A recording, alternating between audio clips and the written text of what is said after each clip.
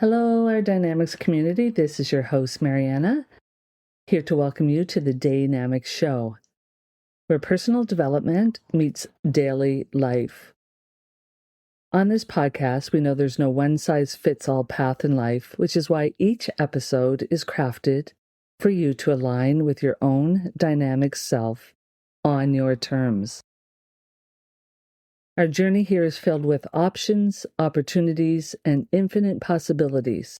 So let's uncover the reason you are here, because you'll always hear what you need to, and explore what's possible together. So today our discussion recording will be a part 2 of our new dynamic, music dynamics. And I have again the pleasure of being joined by my brother, Peter. Welcome, Peter. Thanks for having me once again. Once again. Awesome. Glad that you're here. There's so much to music beyond just the words or what the meaning might be or the meaning behind everything or why it was written in the first place. So there's so much more to that.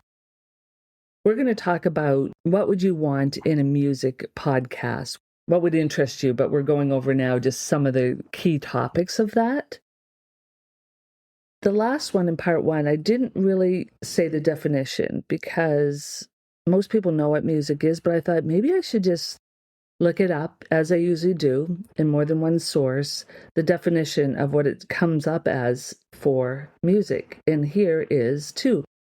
Vocal or instrumental sounds, or both, combined in such a way as to produce beauty of form, harmony, and expression of emotion. Sounds right? Nailed it. And the other one is written or printed signs of the music, signs themselves, like when people are reading music. And then the other ones that I looked up too are a similar variation of that. We always like to set the tone first, though, for our time together. It's more than just a podcast. We are here to remind you that flowing through each one of us is a dynamic energy that is ours to use every single day. And that's why the day in dynamics is capitalized. It is a daily choice to live a dynamic life. So let's take a moment to center ourselves, take a deep breath in and out, and be fully present. Listen with an open heart and an open mind, since we know what we focus on expands. And today we're going to expand more about music. So let's get right into some of the topics that we think would make a good music podcast, as well as many more things that we're unfolding in this dynamics of music. Peter, what do you think about like the behind the scenes stories of artists and albums? Do you think that it's important, again, to know that at some point along the way? Like if you hear something on the radio, you're not going to go, oh, I'm going to go check the album. Or maybe you do. But do you think that that's an important thing? Like, do you like the behind the scenes, or is it more when like you're more invested in a group or a singer or? Personally, if I hear some song that I've never heard on the radio, but I really like it, and it's like, oh, I'm going to go listen to that song, like, again, when I'm able to physically listen. Maybe as you're driving in a car and it's like you're listening to it and you're digging it, but it's like you want to kind of dig into it because you really enjoy it. Maybe enjoy the band's presentation of that song, or maybe it's a remake. True. You know, they've done a really killer job on it, and you're like, wow, that original song, I just didn't like it, but this person's remake, wow. Can I put in an example Of that I course know you you can. like? The Yeah. Sound of Silence. Yes. Disturbed redid The Sound of Silence, and it was, step aside, because that was like, it was amazing. Did I get into high detail on that particular song of why they redid it? I did watch a few interviews of the lead singer who did do it, say why, but at the same time, I would not have gone into that. If I get into a band and I'm just like, wow, almost every song this band sings I really enjoy. And then it's like, then my first step is the lyrics. I'll look at the lyrics and what are they actually trying to say here? Because I really enjoy how they presented it, but what am I actually enjoying? Is it, what's the song about? And then sometimes you can get into, it's like, wow, why would they write, what must have been going through them as a band to lead them to create this awesome song that is just incredible, but when you read the lyrics, it doesn't seem to have that same fit. You may have some examples of that. Yeah. Diving into, like you said, the untold stories behind some of this sometimes is fascinating. And, an example of this is Fleetwood Mac's Rumors. They recorded while the band members were going through personal breakups and issues with getting along with each other. They were able to put their stuff aside and still create such an awesome album. So it's just like, it's interesting the turmoil or the challenges or the contrasts that they're going through sometimes. Oh, yeah. So just knowing that, like, after the fact, it's like, really, that's what was happening? Like, you guys did an awesome job, right? Yeah. So that's awesome. Thanks for your feedback, Peter. And I think we'll just go right into the next one because I find this fascinating because you don't realize how much music shows up in pop culture, but also how music intersects with the movies and TV shows and video games and so many things in our life where if you've never heard the song before, you're like, yeah, what is that? Or if you know the song, you're like, oh, this movie's playing it or this show. Or sometimes when they say to the artist, like, oh, can you create a song for a video? Yep. Or you can create a song for a movie or something like that. So what's your thoughts on how that all intersects together? Well, I think it's kind of interesting actually, because there's certain songs that, you listen to previous to a movie coming out and had no association, no anything. And then all of a sudden this movie comes out and I'll use like the Top Gun anthem. It's like, down, down. It's like, okay, you already know what you're listening to. And it's like your hair stands up in the back of your neck. And it's like, oh, this is so cool because I know what's about to happen. And I believe it's Miami Vice. It was. They had the down, and it always played in. It's like, that was really cool. And now every time I hear that song, it's like, I think it was actually made for that. I'm not even sure. Yeah. But it's totally associated with that show. And or you could be somewhere like out in the kitchen and your TV's going somewhere else and you hear the music. Yeah. You know exactly what show it's going to be or something. It's like Friends and stuff like that. Like, that's actually a song. Like, it was made for them, but it's a song and you can go listen to it. It's just not the same because when you hear the full part. And you can share more after this if you like. It just reminds me, like, I watched Young and Restless for the longest time with my mom. That was our afternoon thing. Yeah.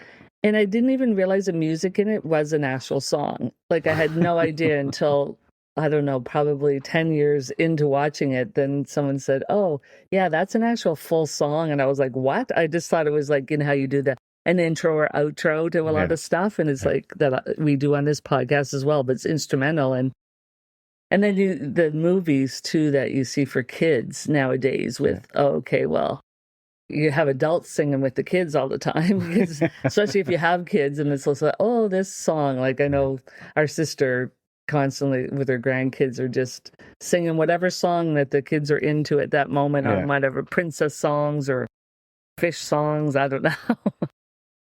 What about with video games, being a video gamer? Do you focus as much on the music behind the stuff, or? Personally, I don't. I know several people who always will buy the soundtrack of the game. Oh, okay. Which I just, like, to me, it's more about the game. I usually turn the music off, to be quite honest, because it's like, it's a distraction to me. Some of the stuff is pretty cool, though. I got to admit, like, there's some good soundtracks, but there are several bands that actually will do music. I know Linkin Park did one there was a gaming tournament that was happening and they got Linkin Park to do the song for it. It was like very hard and very like getting them pumped up. Yeah. And then like Linkin Park also did one for the movie Transformers called New Divide. Again, these are things that I found out when I jumped in and dug into the Linkin Park rabbit hole. all these things that I didn't know that, and it just makes you appreciate the song maybe a little bit more. But it may not have changed my mind from not liking it to liking it, but if I already liked it, it's like it's another reason I like it. Yeah, or and another whatever. association. Yeah. I recognize that you have mentioned Linkin Park in part 1 as well, so you might just create new fans for them by by saying their name. So yeah, thanks for your feedback on that. Of course. We'll go on to the next question here. I think in any great podcast, you have to talk about the role of music in everyday life, how we're using it daily in what we do. We did talk a little bit about it in part 1 of the Music Dynamics podcast, about working out or studying or relaxing or whatever you might be using it for. The second side of that is just to discuss the psychology of the playlists that we pick and why do we create them to reflect on us and why we would choose a playlist. So what would you say that you would make a playlist for? Is it just because your favorite songs, or is it, because, I'm going to use this when I go out for a walk in my headphones? Because there's so many reasons why you could make a playlist, but why do you make a playlist? Sure. If you do. I actually do. I actually have, like within Spotify, they make it pretty easy to make playlists. And when I go out on my motorbike, I have a certain playlist because I want fast paced, very, very pumped, very high tempo kind of music because I want to stay alert. Like it just keeps me like you're in the moment. In the moment, you're very reactive because your mind's going fast with the fast pace and the tempo and stuff. There's certain, like a genre of music, I'll make like a country playlist because if I'm in that mode, right? If I'm out doing something, it's like, you know what, I want to listen to just some country music, and like I'll even break that down into like the older country, like your Johnny Cashes of the world, and then stuff like that older stuff. If I'm in that in that mindset, right? And then there's other people like they'll have like their workout playlist. It's like, I want it, just similar to my motorbike playlist. They want high tempo because you're trying to keep that certain beat and keep that speed up. And then there's obviously like I also have like several into the ballad stuff, or like just my favorites. Have a live music one. There's all kind. It's just I do a playlist for the mood, and then if I'm just in a very random open mood, I'll just go random from all of it. Right. So just kind of like I have another one. It's just all the songs that I click like on, which is a lot. Yeah. So I'll just go to my liked one and I'll go play random because everything in there, like, who knows what I'll be listening to in 5 minutes on that list. But that brings up a good point, because I used to make playlists just for an artist alone, which I still have. Because not every artist do I like every song, Yeah. But now I make the playlist like similar to you, like for the genre or the mood that I'm in, and it's just like, okay, I need to cry, or I need to like pump it up because I'm at the gym, or I need like whatever, meditation or whatever it might be, and just in me doing my Reiki and stuff. Eminem something might not work for someone that's trying to relax, right? So you just have to have that ready and prepared. And for me, it's just like, okay, this is a mood I'm in, So you bring up a great point on that. Thanks so much. So we can't really talk about music without talking about some of the music trends, and then we're gonna predict on this. How about that, brother? We're gonna talk about predicting what's gonna unfold with music. Like, do you think some of the current trends are like with AI generated music coming up? I know we talked a little bit about it in part 1, but I know for sure the resurgence of vinyl, because my husband has a record player and he loves listening to that crackling vinyl. And picks some of his favorite albums. And then you hear songs you haven't heard of for a long time. And then just things like how people are using them in social media, even as they're doing advertisements or whatever. Like, do you think that like the AI generation part is going to change? And then not to even talk about, well, live concerts, will there still be as many, or will they go virtual, or all these holograms of artists becoming now, like bringing people back from the Elvis I've seen, this and that, and people singing with their father or their mother that's already passed. because of the holograms that they can bring up and do now. So from a music trend, what do you think is going to go as we move forward now? I'm not really sure. I know the AI thing is scary because it, in some degree, do quite a good job. You can even duplicate yourself too to talk, right? It's like you got to be careful what you see on videos and stuff because you don't know if it's actually real. Like it's just so good. I know YouTube, they didn't even know it was like this song was about them, so you can send words to some company and whatever, they'll turn it into a love song of your life story with your husband, wife, whatever, right? Yeah. It's like, damn, like that's pretty cool. And it's all just generated. And it's like, wow. Yes. That's something else. That brings up another point is because I downloaded like a free version of, I think it's called Suno, Suno, because I do the kid dynamic stuff. I have the words to a whole bunch of kids' songs, but I don't have the music. Oh, okay. So what they do is like you put your words in and then they give you 3 versions of what it could sound like based on, you go pick fun, kids, this, uplifting, and then they generate these songs for you. Scary, huh? Well, I don't know if it's scary. I think it's pretty cool. It's going to save me a lot of time because otherwise I'll have to go find an artist or try to do it in GarageBand or whatever music app that we use. Yeah. Don't want to leave anyone out here. People listen to this all around the world, so whatever app or however you guys do it, great. But I don't know a live band or someone that. Well, it'd be hard too, right? Because you get it, like if it was a live band, like I mean, some live bands are so amazing that it's just like they can stop, drop, and roll on. Oh, you want it a little faster, a little slower. You want this, you want that genre, and all of a sudden it's there. Like they're amazing. Kudos to anyone out there that has a band that is like that because I think you're just amazing. When it all comes down to it, like they still have to prepare and they have to figure it all out. And there's studio time, and there's different. Everybody has lives, even bands. Yeah, right? It's like, hey, I'm gonna get my 5 or 6 guys together to do this song for you. It's a big deal. This AI thing, it's just like, here's my words, and it spits something out for you. It's like, oh wow, definitely a thing.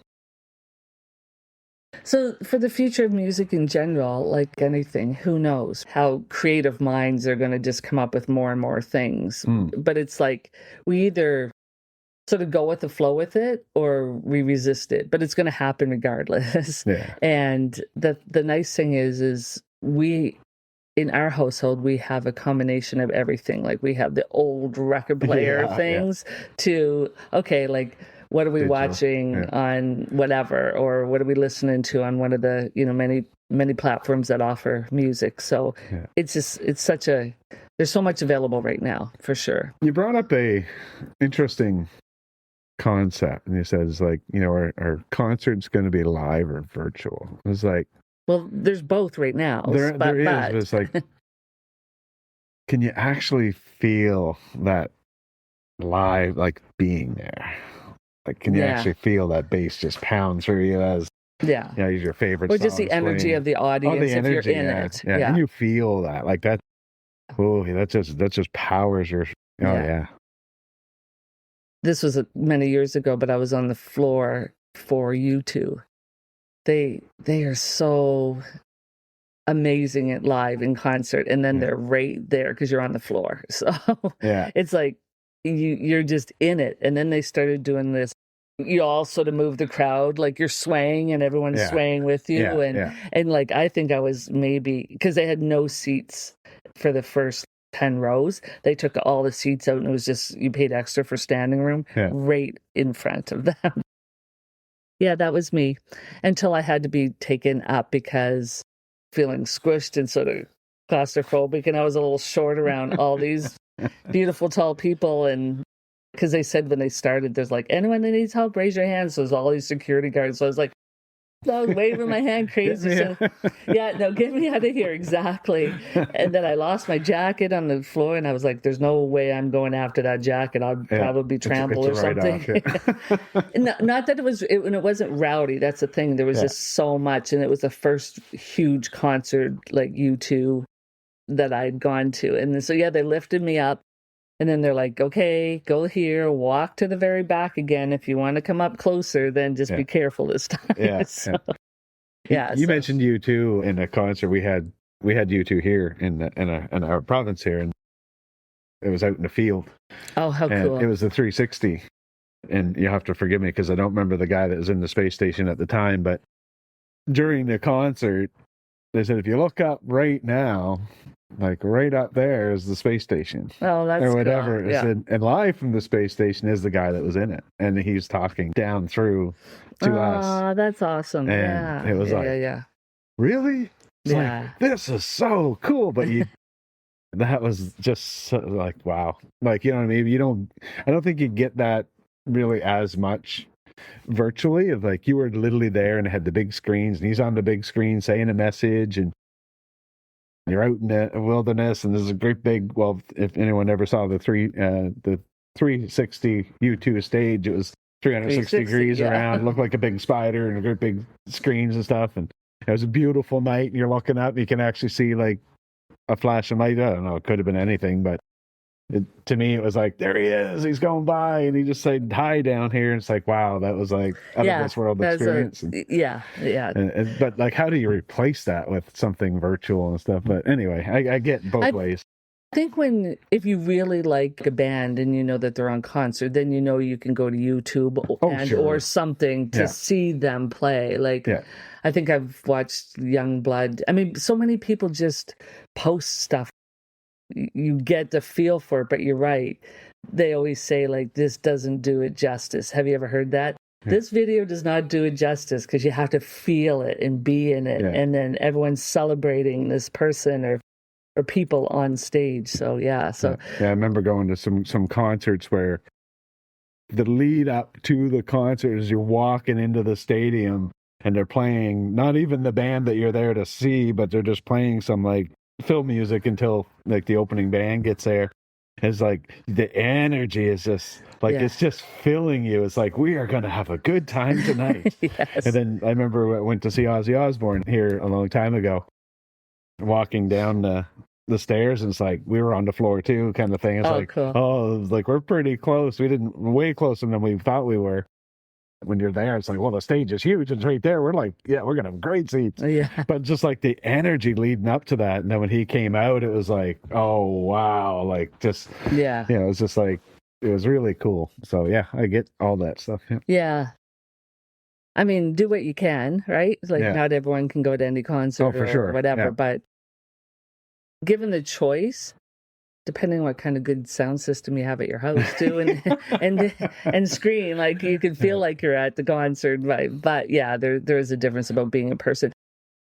To finish up this topic is, I like the more intimate ones. Like we went to see Rod Stewart. Yeah. I like that instead of like this huge festival, because then there's bathroom lineups and there's this and that. For sure. So, anyway, okay, cool. That we covered that real good. Yeah. Another great topic around a music podcast too would be the fun and quirky ones. Either the albums with really cool or funny or quirky covers, and you go like, what? And what does this mean? But it gets your attention enough because the artwork is great or whatever.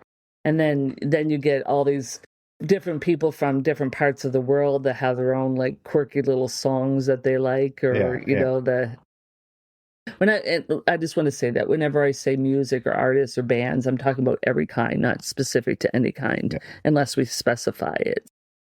What do you think about that? The little quirky and the little things that we have as far as like the funniest songs or the weirdest songs, or there's so many little songs that you kind of grow up in your life with, and it's like, I don't even know what that was, but I love it.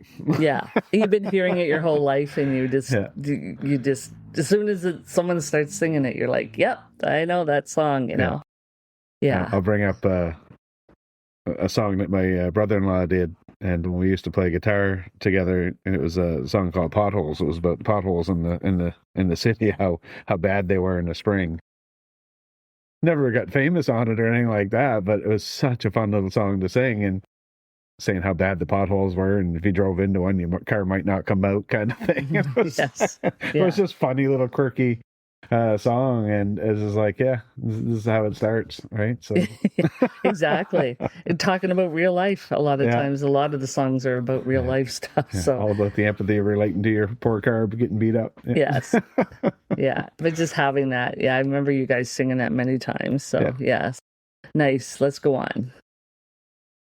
Another good thing to talk about around the music stuff is, do you find the videos that go with a song generally enhancing it or detracting from the music?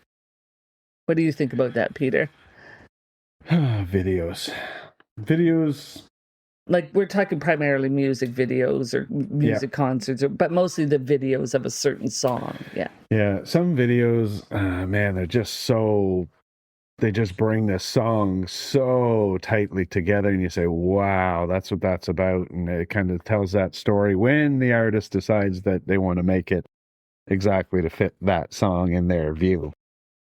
And then there's always the ones that you watch the video and you go, what was that? Yeah. It has inside my mind the physical words of that song and the what I've watched in my eyes have nothing to do with each other. Yeah, videos can enhance a song, or they can definitely be a very big distraction. And remember, we've talked about it, maybe part one, just wanting to know the meaning. Like, sometimes if I like the band or the artist enough, that I will go back and go, what was that video like? Why did they do it that way? But then when I understand it and I go back and listen to it, it is relating to the song, but it's not. But not everyone's going to do that. Some people will just be like, what was that? Or it was like, yeah, no, that's cool. I understand the song even better now because I understand why they did it. Yeah. Yeah. I can think of several videos in my mind right now that I like. The video is such a distraction from the beauty of the song that is being played, because you're so tied up in the movie and not paying attention to the music. Yes. Right. So yeah.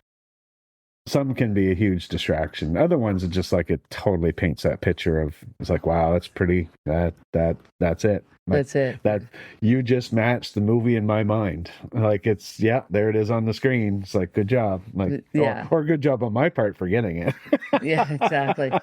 And we had talked about doing some reaction videos to some of the songs and artists. And when we've been watching others do it, sometimes you notice that they're, if you're a visual person, that if they're live, then that's cool because you just focus usually on one thing. But if they're watching the video of the song, it's a whole different thing, because we watch someone, they get completely emotional just from what was being shown to them versus just sitting back and watching them live, and you're only focused on them versus what's going on. Yeah. So there's a whole difference there. Yeah. Yeah, it's like, are you listening or are you watching? It's, you're here for the video or you're here for the song. So. Yeah. I think I like just watching them live and doing the reaction side on that side, because, I mean, it may be mentioning the video when you're talking about it through it as well, but just watching them live, I think there's just something different, because they're always different. Every performance is different. Yeah. It is definitely one of those things. Pearl Jam, they usually do very long concerts, and but there's a few songs that I just absolutely love, and the live version, like, it's different, like you say, every time. Like, I've watched hundreds of them, it seems. You can see if Eddie was into that song that night versus the next night he did it. It was like, wow, like, he's just not quite there tonight, and then you watched it again and it's like, holy, like, the emotion coming out of that guy. And I can remember one concert that I watched. It was kind of a workup to the song or whatever. There was a guy that got in line like 3 or 4 days beforehand just to make sure that he goes to almost every concert that he can make for Pearl Jam, whatever. And he was going through some stuff. There's a song called Release Me. He was like, Eddie called him out before he sang the song. He did like a little workup presentation. He says, where's, forgive me, I don't remember his name, but so where's Buddy in the crowd? And it's like, so I heard you were in line for X amount of days beforehand, and it's like, I heard you're going through some stuff, and this one's for you. And yeah, it was good. Yeah. It, it gave, there's a whole lot more depth to that song on that particular concert than maybe the concert before that. Yeah. So each individual concert has its own energy, and you'll definitely watch a video of your favorite band that is a live, someone recorded the live concert, or they did themselves, and they're doing each city that they've visited, and like some of them are so intimate, like Yes. they're so into it, and then you watch the next one maybe a week later, the next night, wherever they do, and they're just not, either the crowd's not with them, or they're not gelling as much. And it really kind of makes that difference to me. So, well, it's a good thing we're not on video, because when you were talking about that, my eyes started watering up. That would be me in the reactions. I'd be the one watering up in my eyes or something, because it'd be like right to the heart, right? Yeah. Like meaningful stuff. I love, and listening to all my different podcasts, it's more about being meaningful than just putting content out there. So that's why at this time in our podcast journey it's twice a month. It was once a month, and I made it twice a month now. So hopefully we'll be doing more with this. Now, I want to go on to the next topic, and that's, what do you feel now about, all the singing contests? You look at America's Got Talent or American Idol or The Voice. Like, how do you feel that is shaping music right now? Because you see, especially on any of them, you can have anywhere from the youngest age that they allow to the oldest age that want to come forward, that have been in the industry for a long time and sort of hasn't, in their eyes, made it. And then this gives them exposure. But how do you feel it's shaping? I know, I think it gives hope to people.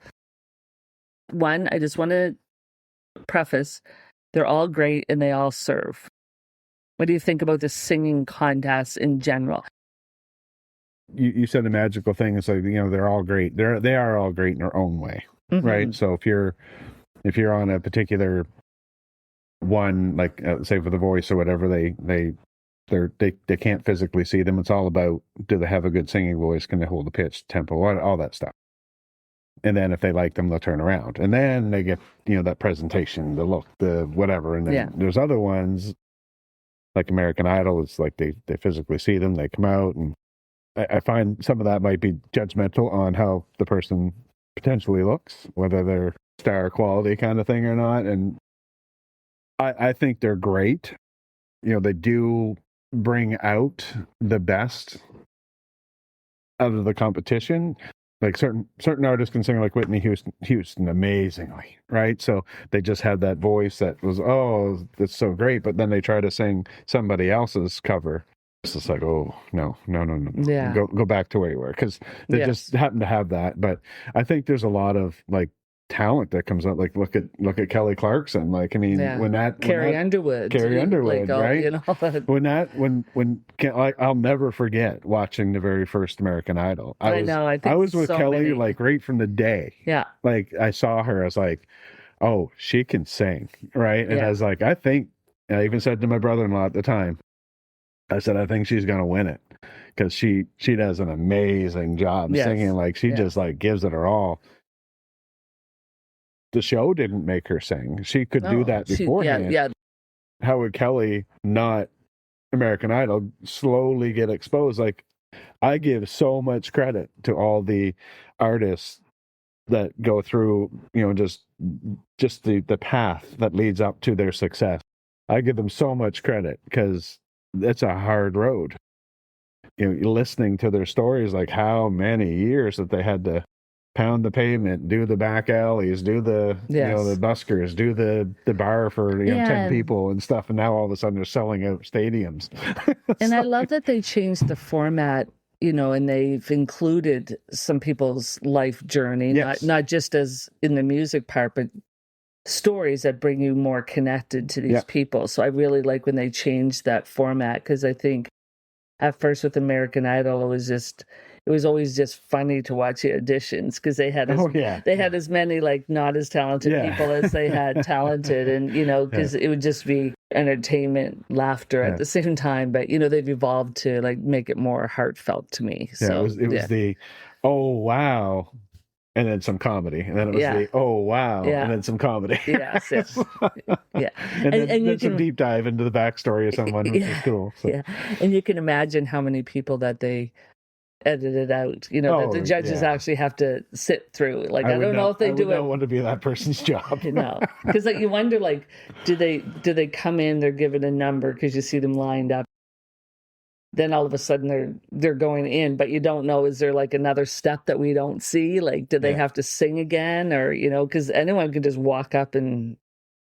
The judges one time, they're just like, we need to get a good singer. Like, we've had all these in a row that weren't. So I don't know if they have a step in there or not, but you can let us know in the comments if you know that or not. But yeah, really, really good feedback on that. Thanks.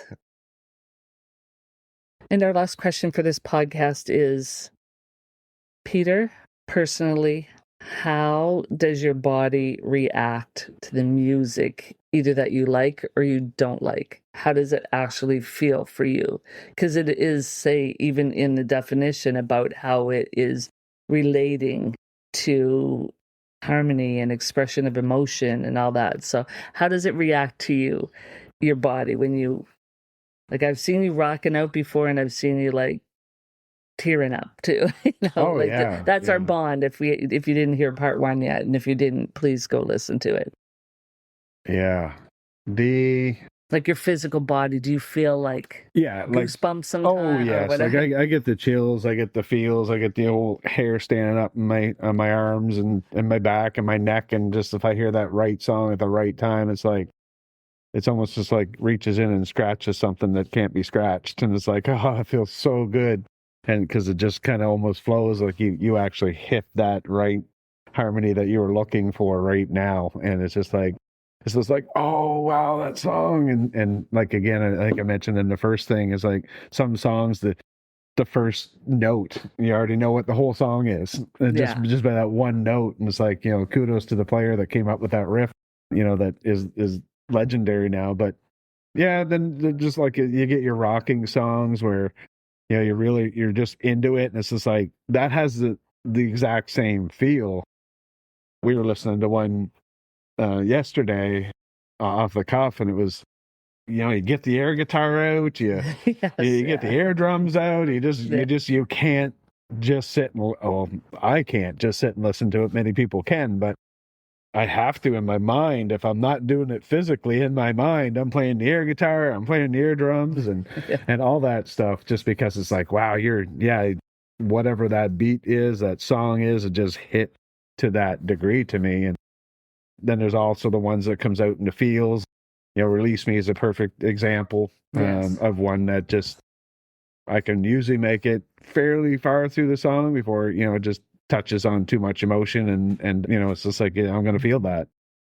There's a lot of other songs that most people listen to that say, oh, what even is that? But if you hadn't been through my journey in life or whatever, and experienced the things that I've experienced, and had that relation to whether it be music or something in my mind, that when I'm listening to that song, it puts me in a time and a place where there was high emotions, right, or high, either sadness or excitement, right? Because like I say, you can cry because you're sad, and you can cry because you're happy, right? So it's not always the sad songs that'll strike those emotions.